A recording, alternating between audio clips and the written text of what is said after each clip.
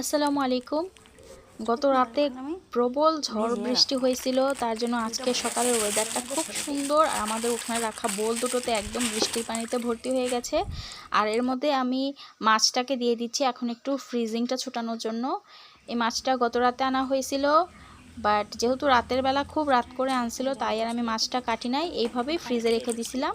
এখন পানিতে একটু নর্মাল করে মাছটা কেটে নিব। তো এবার মাছের পিসগুলোতে ভালো মতো হলুদ, মরিচের গুঁড়ো আর লবণ দিয়ে ম্যারিনেট করে আমি একটু 10 মিনিটের মতো রেখে দিছিলাম। এরপর হচ্ছে এগুলোকে মিডিয়াম আঁচে ভাজবো, খুব কড়া ভাজা যাবে না, মাছটা যেন সেদ্ধ হয় ওই রকমভাবে ভাজতে হবে যাতে কাঁচা না থাকে।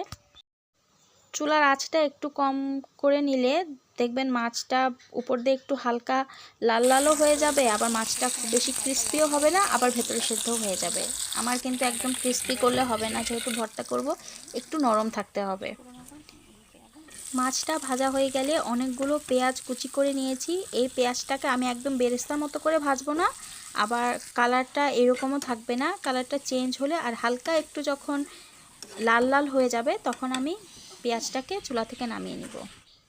এবার মাছের কাঁটাগুলো বেছে নিচ্ছি, আর এই কাজটা খুবই কেয়ারফুলি করতে হবে, কারণ যদি একটা কাঁটাও থাকে আর সেটা কারো গলায় বাঁধে, ধোলাইটা কিন্তু আমাকেই খেতে হবে।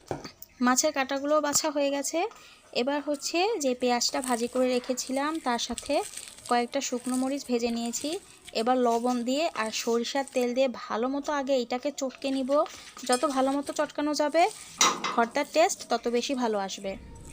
এই তো ভালো মতো পেঁয়াজ মরিচটা চটকানোর পর এবার এর সাথে মাছটা দিয়ে দিচ্ছি। চাইলে এখানে একটু ধনিয়া কুচিও অ্যাড করা যায়, তবে আমার বাসায় ধনিয়া পাতাটা এত পছন্দ করা হয় না, তাই আমি স্কিপ করলাম।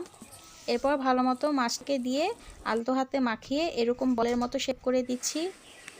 ব্যাস, আমার মাছের ভর্তা রেডি। আর এই ভর্তা পেয়ে তো আমার হাজব্যান্ড অনেক বেশি খুশি। আজকে এই পর্যন্তই, সবাই ভালো থাকবেন, আল্লাহ হাফেজ।